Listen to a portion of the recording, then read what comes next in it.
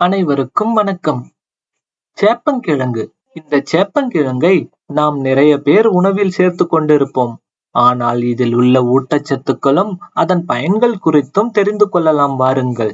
சேப்பங்கிழங்கில் நார்ச்சத்து, carbohydrate, vitamin A, vitamin C, vitamin E மற்றும் vitamin பி6, folate என்னும் விட்டமின் பி9 அதிக அளவில் உள்ளது. சேப்பங்கிழங்கில் உள்ள விட்டமின் சி மற்றும் ஆன்டி ஆக்சிடென்ட்டுகள் இரத்தத்தில் உள்ள வெள்ளை அணுக்களை அதிகரிக்க செய்கிறது. உடலுக்கு தேவையான நோய் எதிர்ப்பு சக்தியை அளிக்கிறது. சேப்பங்கிழங்கு வழவழப்பான தன்மை கொண்டது. இதில் பாஸ்பரஸ் மற்றும் கால்சியம் சத்து உள்ளதால் பற்களுக்கும் எலும்புகளுக்கும் வலுவை சேர்க்கின்றது. வயதான காலத்தில் வரும் மூட்டு பிரச்சனையை இந்த சேப்பங்கிழங்கு தள்ளி போடுகிறது.